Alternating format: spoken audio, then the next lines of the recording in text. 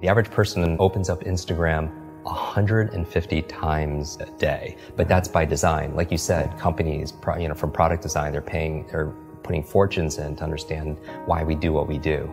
And variable reward, dopamine pops, all that stuff. Exactly. And so if you're picking up the phone the first thing in the morning, the challenge is a number of reasons. This is a challenge. First of all, there are these 4 primary brainwave states. Beta is what you and I are in right now. We're awake. Delta is when you're fast asleep. In between those 2 states, theta and alpha, are extremely important brainwave states for learning.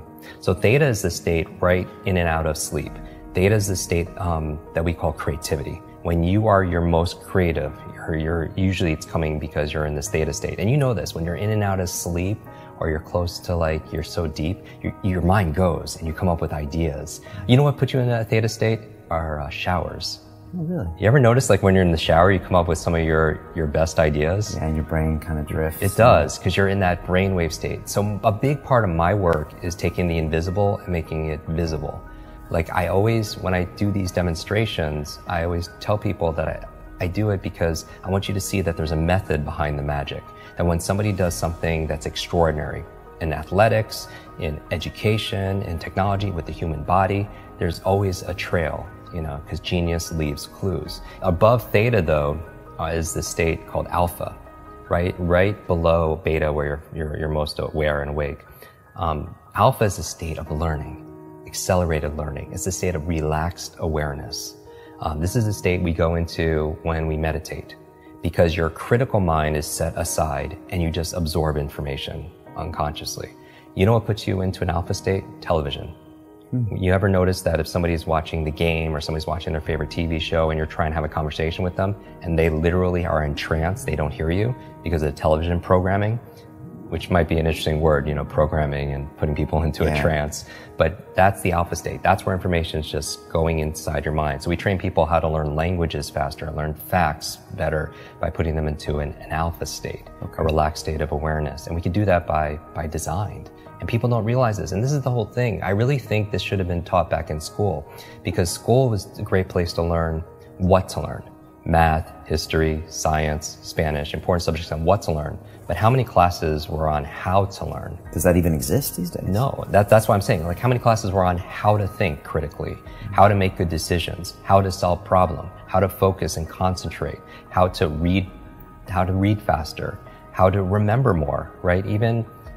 They teach you 3 R's in school: reading, writing, arithmetic. But what about remembering? What about recall? What about retention? Right? Socrates says there is no learning without remembering. And that's really the basis of it all. But I would say that knowing you're in this alpha theta state first thing in the morning, you're very suggestible, right? And if the first thing you're picking up is your phone, then that really is rewiring our brain for 2 things.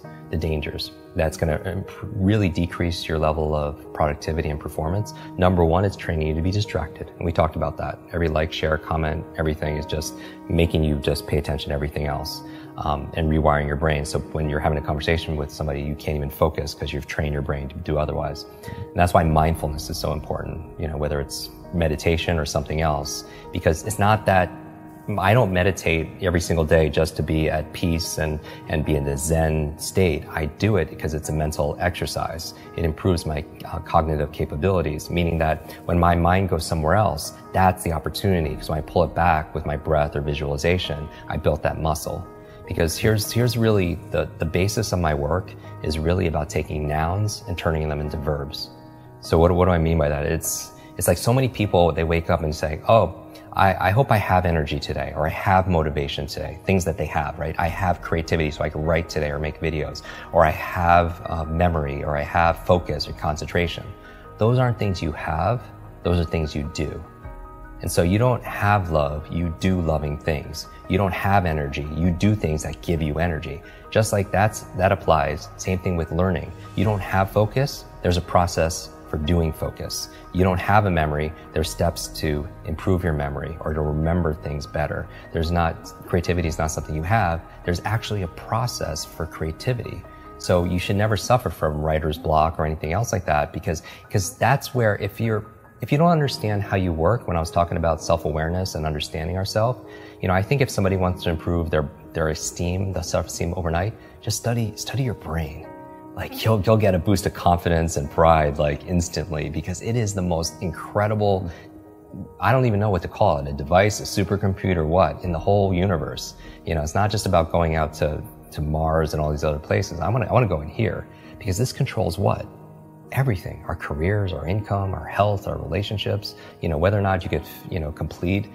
We were talking about this before our conversation here. What, you know, when you're training for Ironman and triathlons and everything else, is how much of it is mental. Like we know, like everyone knows what to do, but do they do what they know? Because common sense is not common practice. And it's a myth that knowledge is power. Knowledge it has the potential to be power. It only becomes power when we use it, when we apply it.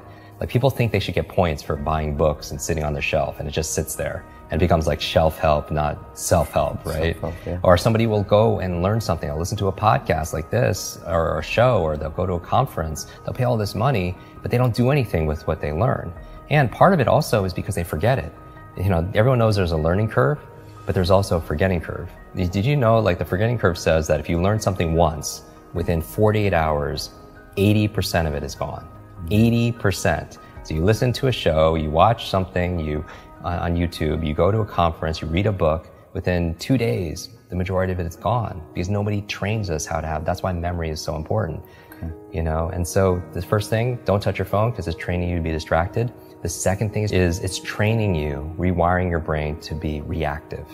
Reactive, meaning that you're in this relaxed state of awareness when you first wake up. You pick up your phone, you get one text with bad news, or one voicemail, or one email. And you know this, this has all happened to us. You're in a bad mood for the rest of your day because you're so impressionable. You're in that hypnotic state and it affects you. And you can never have a quality life, you know, with that, you know, and be the best version of ourselves, be an elite mental performer or high performer when you're responding and reacting to everybody else. You know, my friend Brendan Burchard says, an inbox is nothing but a convenient organizational system for other people's agenda for your life. And how can you have vision for your life? Like for me, the night before, like I did a whole episode on my morning routine, like 10 things I do every morning to jumpstart my brain. And I also have an evening 1 hour routine to get into sleep, to maximize my sleep. Sleep is so very important to be able to do.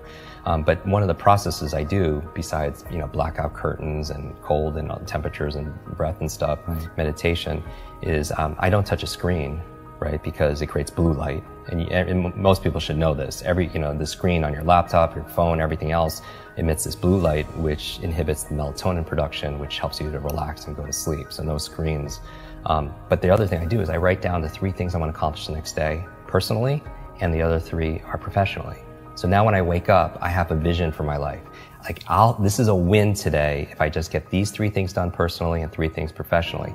And then when it comes to my phone, I don't touch my phone until I get at least 1 thing done. And that's my test. You know, if I could just do that. And it's not always perfect, you know, but it's about progress, right? Because practice makes progress, right? And there's never going to be a perfect. And I think people need to find what works for them.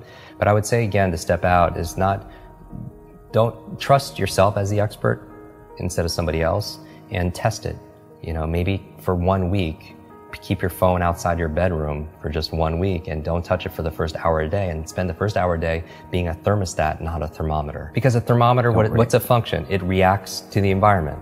And that's a kind of crappy way to like live. Not that we do react to the environment. We react to the weather, right? We react to how clients treat us. We react, but to the degree we're happy is that we have the locus, the location of control inside. Right? All the studies show that the happiest people are the ones that feel like they have the control over their happiness and not put it to somebody else, a person or a place or something going on in the economy or politics or anything, right? So a thermometer reacts to the environment, but a thermostat's different. What does that function? It sets the environment. It sets a goal, it sets a temperature, and then the environment raises to it. And so I feel like anyone who's attracted to your work or to mine, they're thermostats because they have a growth mindset. Because if they thought things were fixed, they wouldn't watch something like this. Because what's the point? It's just all predestined and it's set, and we can't grow.